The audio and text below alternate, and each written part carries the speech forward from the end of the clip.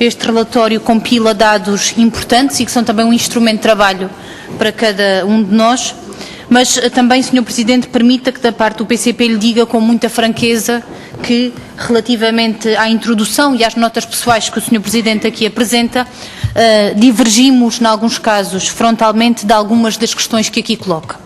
Designadamente de quando, na página 6, o Sr. Presidente diz que a despesa pública em educação transformava-se inevitavelmente num pilar privilegiado desse processo de ajustamento. No nosso entendimento, a crise económica e social com que o país está confrontado nada tem a ver com o investimento que tem sido feito na educação.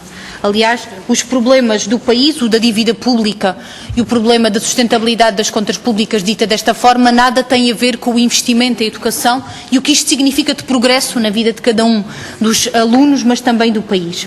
E entendemos mesmo que, relativamente a este ajustamento orçamental, se lhe podemos chamar assim, que decorre também de um pacto que foi assinado com a Troika e que foi subscrito por PS, PSD e CDS, no nosso entendimento é muito mais que um ajustamento orçamental, porque à boleia deste pacto e da aplicação deste pacto da Troika, o Governo, PSD e CDS, tem em marcha um projeto de desfiguração da escola pública. Nós não estamos a falar apenas da negação das condições mínimas de funcionamento de algumas escolas. No entendimento do PCP, esta ofensiva é mais funda quanto ao papel da escola pública. Qual é que é o papel que uma escola pública deve ter numa sociedade democrática? E o PCP entende que, à luz da Constituição da República Portuguesa e da Lei de Bases do Sistema Educativo, a escola pública tem um papel de instrumento de emancipação social, individual e coletivo. Este Governo não tem o mesmo entendimento. E, portanto, a política educativa que tem vindo a ser seguida nos últimos anos, não apenas deste Governo, porque muitas matérias são políticas que têm vindo a ser aplicadas por anteriores governos do PSD, do CDS, do Partido Socialista, o que está em curso é um próprio entendimento da escola pública como um espaço de reprodução dessas desigualdades económicas e sociais, e que alguns dados do relatório acabam por confirmar. Dizer também que nos preocupa, porque entendemos que alguns dos dados que têm e que confirmam o desinvestimento público na educação acabam também por confirmar aquilo que o Governo anunciou no chamado guião para a reforma do Estado, em que exclui a educação como uma das funções sociais do Estado e por isso entende que a comparticipação à educação e à escola pública deve ser feita pelas famílias e não pelo Estado naquilo que é a sua obrigação constitucional. Dizer também que há dados que são extremamente importantes pelo facto de só existirem neste relatório e estarem compilados aqui, muitos dos quais nós temos vindo a solicitar a sucessivos governos Orçamento de Estado através do Orçamento de Estado e nunca terão sido confirmados e, portanto, a sua compilação é muito importante, mas depois há toda uma realidade para lá desta estatística. Este levantamento descritivo é muito importante, mas há fenómenos que continuam a preocupar-nos muito. Por exemplo, este dado relativo à taxa de abandono escolar, 1,7%, em que só está atrás de Portugal, a Malta e Espanha. 1,7% é um dado estatístico que poderíamos dizer que foi feito um caminho muito importante. Um caminho importante terá sido feito, mas nos últimos anos têm vindo a acontecer fenómenos no âmbito da escola pública, designadamente da escolaridade obrigatória, que nos preocupam. Desde logo, estudantes que estão a trabalhar e a estudar ao mesmo tempo para pagar estudos na escolaridade obrigatória.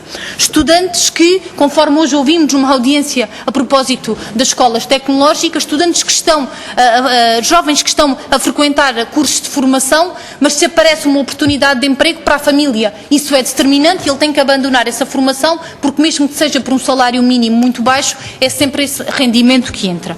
Relativamente ao ensino superior e ao abandono escolar no ensino superior, que pese embora o Governo tenha sido por esta Assembleia e por iniciativa do PCP obrigada à realização do relatório, ainda não se conhece relativamente aos seus impactos. Há muitos estudantes que não congelam a sua matrícula, que não anulam a sua inscrição, mas escolhem os dias da semana em que podem ir à escola porque não têm dinheiro para pagar o passe. Ou, por exemplo, como não querem ver os seus atos académicos anulados, não cancelam a inscrição, mas as dificuldades são dramáticas. Há estudantes no ensino superior português que têm que escolher que refeição é que vão fazer na cantina a 2,80 €. alimenta-se o almoço, o jantar. E, portanto, para além desta estatística, há depois uma realidade que nos preocupa muito. Relativamente ao encerramento de escolas de primeiro ciclo e sobre o ensino superior e sobre a desertificação do interior, o Sr. Presidente escreve na sua introdução o seguinte: o que as populações dificilmente perceberão é o facto dos seus filhos terem de percorrer 10, 20 ou 30 km por dia para frequentar uma escola com idênticas condições à que foi encerrada. Sr. Presidente, eu digo-lhe que nós aqui nesta Comissão temos ao longo dos últimos meses recebido pais, populações, vilas inteiras a alertar esta Casa para que os filhos não vão para escolas idênticas, vão para escolas piores.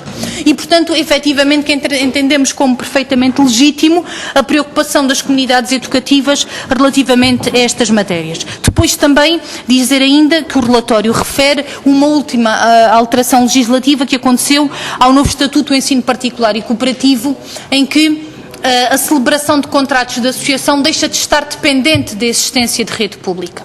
E, no nosso entendimento, isto é uma medida contrária à Lei de Base e à Constituição, designadamente ao seu artigo 75. Porque entendemos que o ensino, e designadamente o ensino privado e cooperativo, designadamente na sua componente de contratos de associação, deve assumir um caráter supletivo. E este Estatuto faz uma alteração de regime relativamente a esta matéria. Sobre a ação social escolar, dizer uma coisa com muita importância. Na página 271 do relatório é apresentado um gráfico sobre os alunos abrangidos pela ação social escolar e creio que é no âmbito do ensino não superior.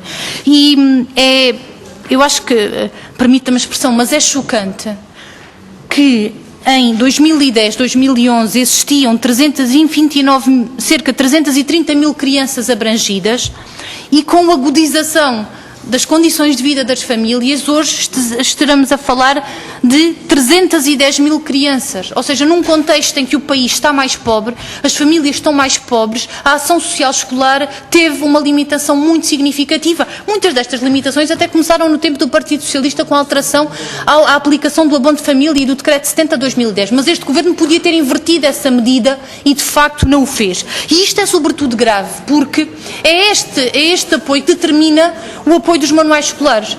E, Sr. Presidente, no nosso país, hoje, os alunos que são abrangidos pela ação social escolar, pelo seu escalão A, não têm direito à totalidade dos manuais escolares.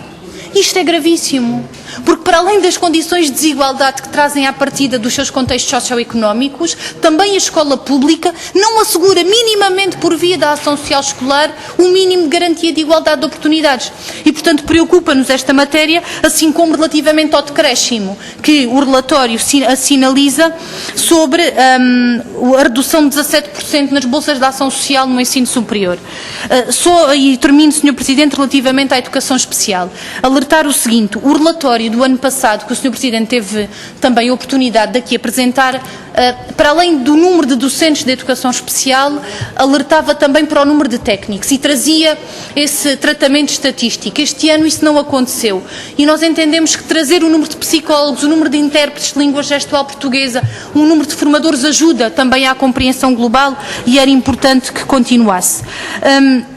E termino mesmo, Sr. Presidente, dizendo o seguinte: sobre a saída dos 22 mil efetivos dos quadros docentes, era importante perceber o seguinte: estes 22 mil efetivos que saem são 22 mil aposentações, são 10 mil aposentações e 12 mil não renovações de contrato.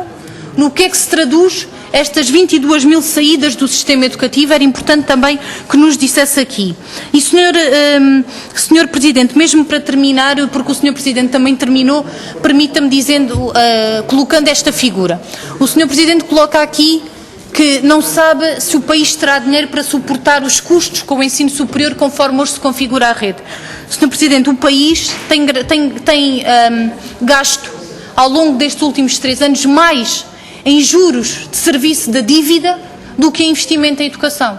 E, no nosso entendimento, o problema está na raiz, está aqui. Não está no problema das funções sociais do Estado e numa escola pública para todos, está nas prioridades políticas de um Governo que coloca à cabeça juros agiotas da dívida, que não para de crescer, mas sim não coloca isso à cabeça como deveria no seguimento do cumprimento da Constituição da República Portuguesa e da Lei de Bases do Sistema Educativo. Muito obrigada.